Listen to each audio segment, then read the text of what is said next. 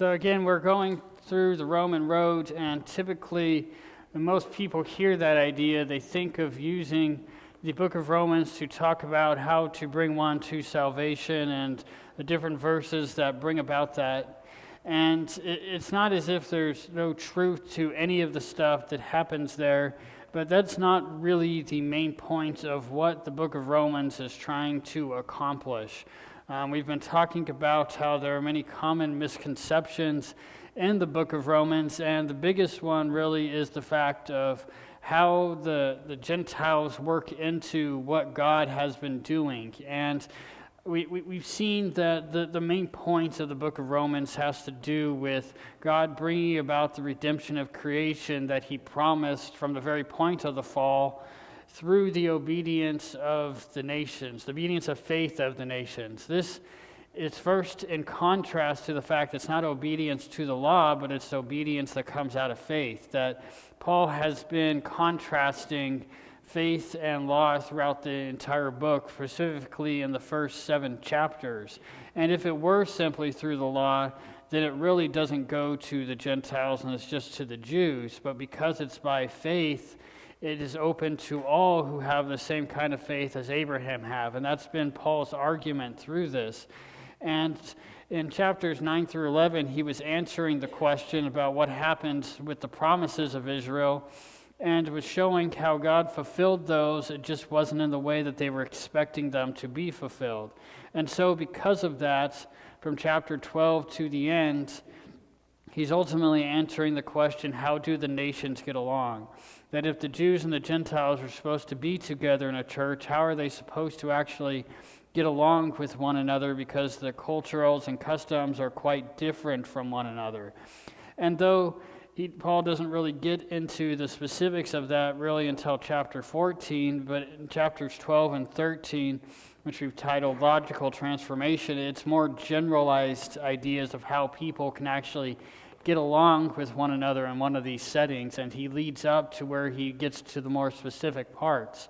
And we've seen over the last few weeks that Austin talked about the fact that it has to do with being living sacrifices to God and being transformed.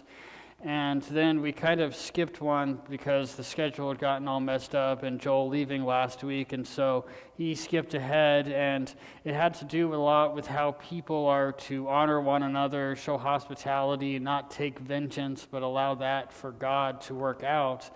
And so this section that we're at here basically makes a bridge between those two, because it takes being living sacrifices to God, of loving God and serving him with all that we are, and shows how that leads to loving one another. That being living sacrifices, we sacrifice ourselves to God, but it's for the sake of and benefiting one another. And so this kind of creates that bridge for how he got to from the beginning of chapter 12 to what follows this section. But we're in chapter 12, verses 3 through 8. And really, the common misconception here is the fact that humility simply means to get over yourself. And you've heard this constantly talked about over and over again. And it's not that there's no truth to it. Again, if you're going to actually serve God, if there's going to be any kind of humility, some of this has to happen. But the problem is it's often talked about as if it ends here. That this is all that there really is. And this can become a problem because it doesn't really help us, as I was talking about, bridge that gap from loving God to loving others, because there's just something that's missing in it. And it starts off here by saying, "For I say, through the grace having been given to me, to everyone being among you, to not intentionally focus too highly on yourselves beyond which it is necessary to intentionally focus on." And on a basic reading of this, you might get the idea that it's simply about getting over yourself, because again, it's not thinking too highly of yourself. That obviously there's no doubt that pride has been an issue and that many people have it, but to go in the opposite direction that many have and say that even the simple thing of trying to say that you're humble or have done anything humble automatically means that you're being prideful is a little bit misleading, that you can never actually grow in it. You can never really grow to humility if you're always being knocked right back down because you're not doing it well enough in the eyes of many. And again, you have to start there, but it says something more, not just here, but in what he continues on saying. He says, but to intentionally focus into the thing to be clear-minded, to each as God divided out a measure of trust. It's the idea of thinking, which is the way most translate the idea of intentionally focus, of being clear-minded, that you're seeing things rightly. It's not just about not focusing too highly on yourselves, but it's actually about seeing yourself rightly, because there are many who can take it in the opposite direction and think too little of themselves as if they have become nothing. And that's not any more beneficial than thinking too highly of yourself as if you're the most important thing in the world. And so we have to recognize the balance that comes between the two of them. He ends this phrase by saying, to each as God divided out a measure of trust. And he says later on something similar to the different grace having been given to people. And it's kind of a confusing topic, and we don't fully understand everything that's being portrayed, but yet the idea behind this of what we're going to see is that God doesn't give everyone the exact same thing. That even when you think of trust like this, there are some people who don't necessarily know a lot about God or the Bible, but they have an extreme measure of trust in Him and what they do know, while some people who know a whole lot about what the Bible says have very little trust. That sometimes that itself can simply be a gift from God, is to have trust in Him that goes beyond what many are able to see. And so this begins to when we start to look at ourselves rightly, it includes seeing what God has given us, where we are at in all of this, and what that might mean. As it continues on, he says, for just as in one body we have many parts, and all the parts have not the same practice, thus we, the many, are one body in Christ, and the thing according to one are parts of one another. So Paul's going into this idea that you've heard other places in the Bible about all of us being the body of Christ, and how we all have to work together with one another to truly accomplish what God has set out for us to accomplish as the whole church that is His body. And again, this is just another one of those things that helps me see how this goes beyond the idea of getting over yourself to actually seeing people for who they are. Again, we talked about with the last verse that it's about seeing yourselves rightly, but it's also about seeing one another rightly as well. We have to be able to see people for who they are. We have to be able to see what's happening in everyone, that if we're actually going to be a part of the body, we have to know one another, and we have to be able to function with one another. And again, that requires knowing people's strengths and weaknesses and what's going on, and how we can then use those to be able to function together. That, again, this is very similar to what Paul's talking about in 1 Corinthians 12 through 14, where he goes into a greater expression of what he's talking about with the body. And he there speaks about how I don't remember the exact what he uses, but it's basically the idea that an ear can't say that it's not a part of the body because it's not a mouth. That just because it doesn't think it has as much value as another doesn't make it any less part of the body, nor does it make its function any less important.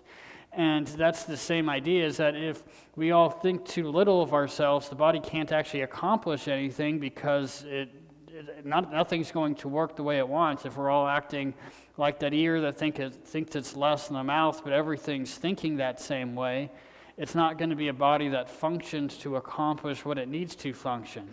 And so, though there's an importance to seeing our failures and all that other stuff, if we're not also seeing our strengths, it's going to greatly bring down what we're able to do.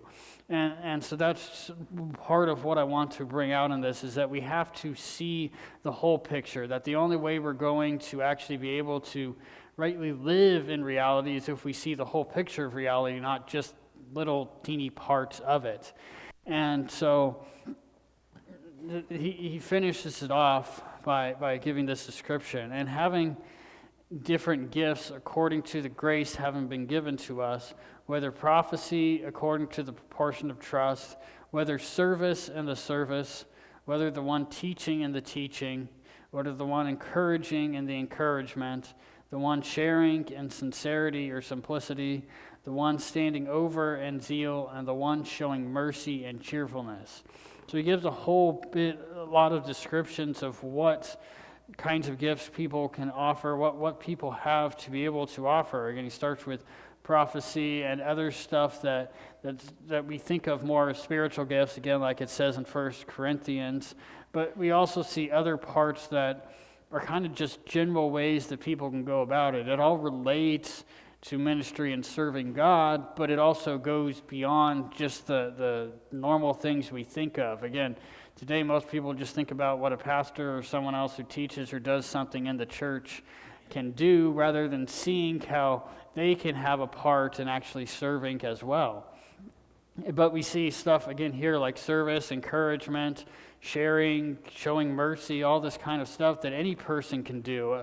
Again, certain people have an ability to do it more easily than the other, which is why he speaks about them as gifts, but they're things that not just leaders can do, but anyone who's actually a follower of Christ has that option of doing. And in each of those situations, he describes basically people just going and doing it, that to the best of their knowledge and ability, to be taking part in what they have been given. That again, it speaks of according to the grace having been given to us, and it implies that God is the one who has given those things, so we're supposed to use what God has given us in that service of others. But the point that we can miss is that if we're not seeing ourselves and one another in the right light, it becomes hard to do these things. That some people actually have a hard time, not just because they think little of themselves, but seeing the strengths that they have, that we have to find some of those things within community. Sometimes it takes having to deal with the right person even to see some of the weaknesses that we have as well. And so all of this comes down to working together, but it also comes down to us actually being able to see people right. That if we're looking down on another person because we don't think they have much to offer, we're never going to see anything that they might have to offer.